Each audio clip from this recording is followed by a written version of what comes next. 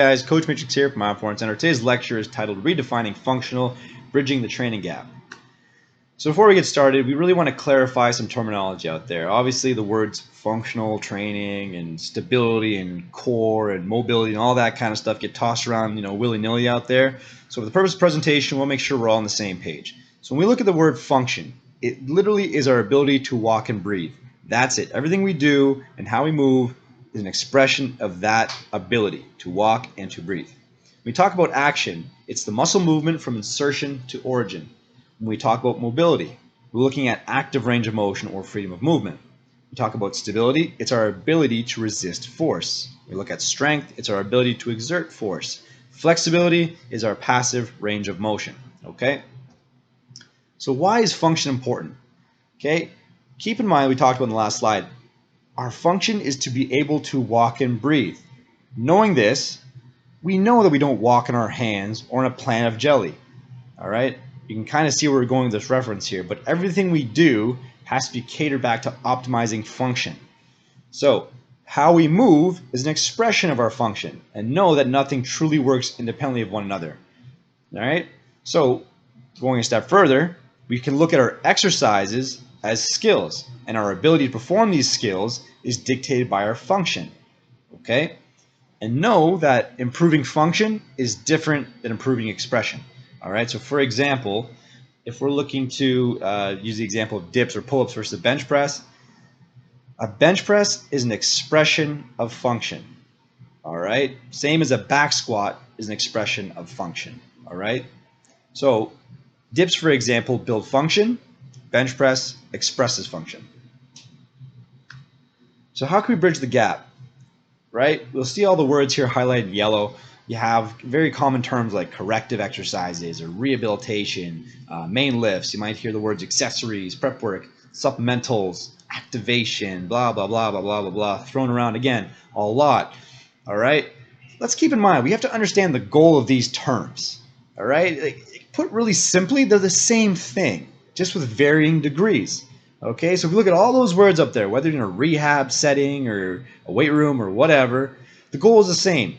We want to add enough stress that falls just below the level of tissue tolerance in order to initiate an adaptation.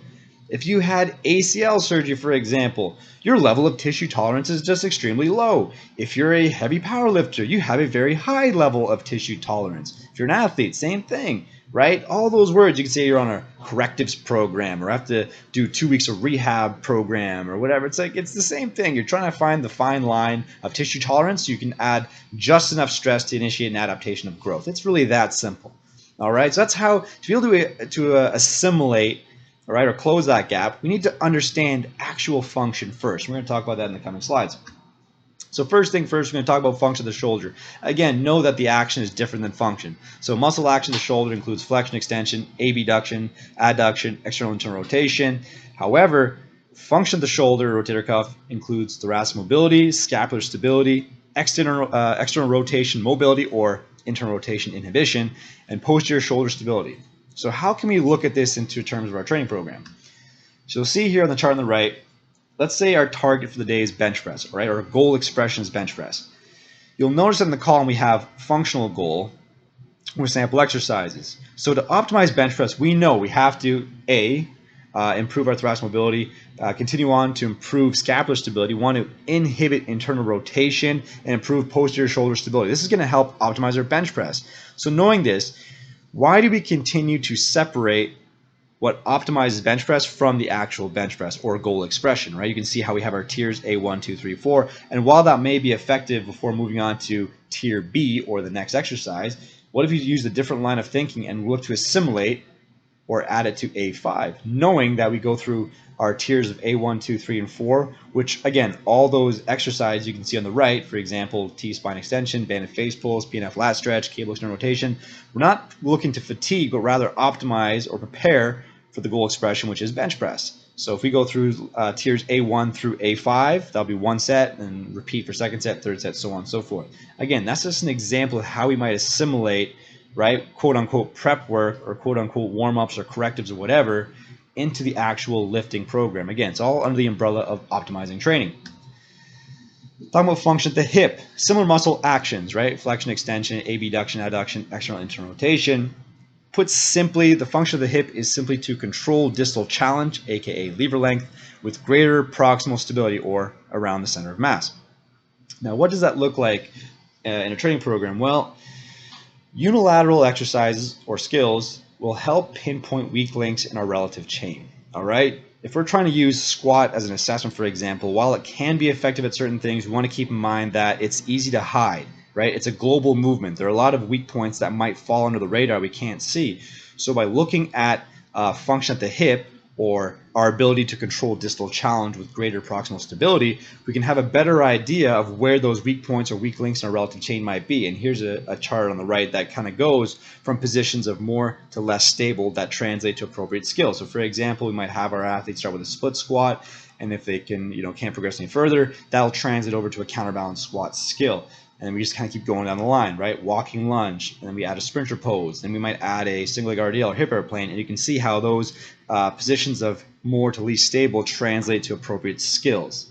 All right, so knowing that, it makes it a lot easier to help funnel our training system and assimilate our program to be more effective.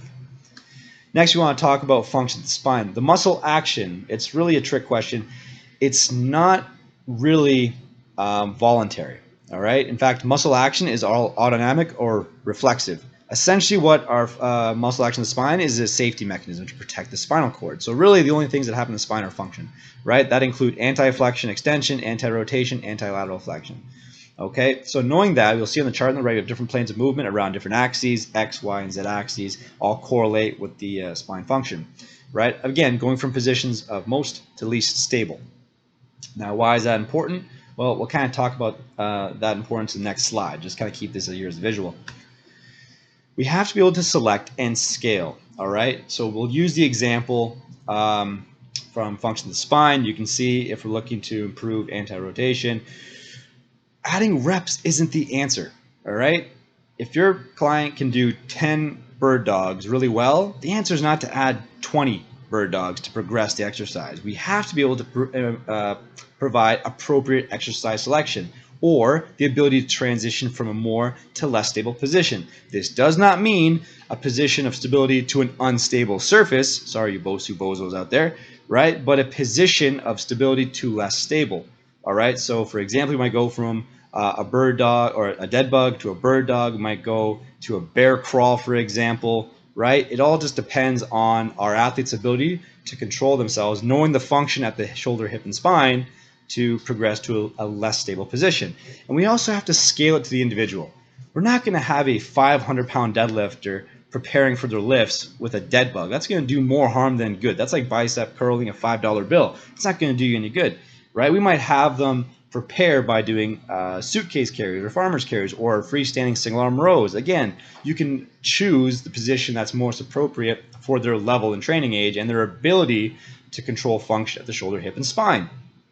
Okay, so by being able to scale our selections, we better prepare our clients and athletes for the work ahead, and this allows us to assimilate or narrow the gap of prep work, quote unquote, prep work, correctives, rehabilitations, all that into our main work under the umbrella of training. All right, so that's what we're talking about. We're talking about functional training.